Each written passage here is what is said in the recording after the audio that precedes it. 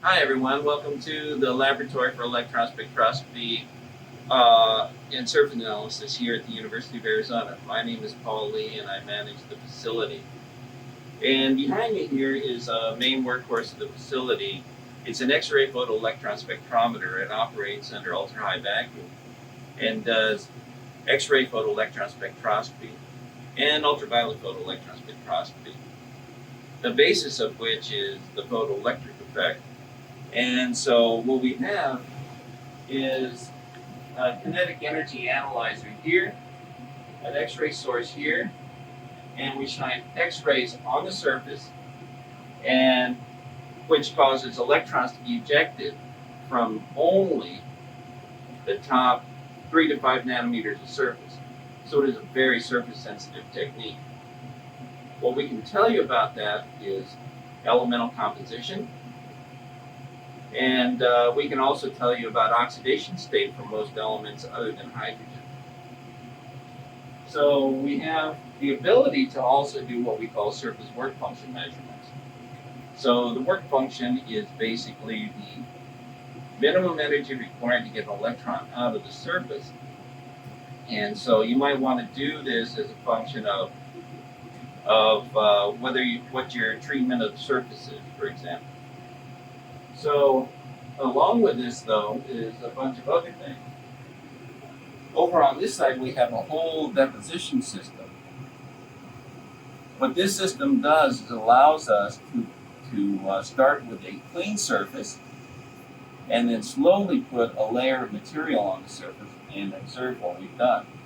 In this way, we are basically doing layer by layer growth, and we can do kinetics and reactions on surfaces and see how the chemistry has changed. So we can clean a surface here, atomically clean, move it back out, do a deposition. We can even do metal deposition and organic deposition.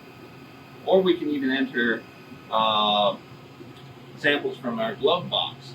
So we can bring things in that have never seen air or oxygen. In which case, we can also do spin coating, other deposition techniques inside the glove box. All of this is done to bring samples in under ultra-high vacuum conditions. When we analyze the sample under ultra-high vacuum conditions, that is 10 to the minus 9 torr or below, we're really looking at a surface that is very clean and will stay clean approximately for 1,000 seconds if everything that hits the surface sticks. So we have a limited time, but it gives us a very, very clean surface. Basically, what we do is we shine the light, in this case X-rays, on our surface, get the electrons out of the surface, bring them up into the analyzer, which measures the kinetic energy of the electrons and relates that back to the binding energy. That is how tightly those electrons are held to the atom. And in doing so, every element has a specific set of orbitals, 1s, 2s, 2p, etc. And each one of those electrons in those orbitals has a specific binding energy. And the binding energy itself tells us, when we measure it, tells us what that element is, and it also gives us an idea of, from the intensity of how much there is on the surface. If you want to do this, if your research requires it, we can actually train you to run the instrument. That would require some training and some safety training for radiation, because this does produce X-rays. We can run the samples for you, or you can run them yourself.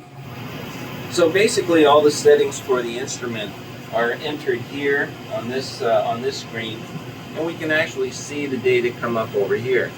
This is what's called a survey scan. And from the survey scan, we show a whole series of peaks, in which case we can identify each of these, and this is for a gold surface, gold 4F, 4D, 4Ps, and 4S. And so you can see what the contribution is for each of those. This happens to be dirty, so it shows a little peak here that is the small amount of carbon that is on the surface. So our sensitivity is not great. It's only about 0.5 to 1% atomic mass, or atomic concentration. But the beauty of this technique, it's a very, very surface sensitive technique. Whatever you have in the top, 3 to 5 nanometers is what we're going to measure. And we can do and for the UPS measurement, ultraviolet photoelectron spectroscopy, that's nearest the top 1 nanometer. We only measure the top 1 nanometer for doing those sorts of measurements.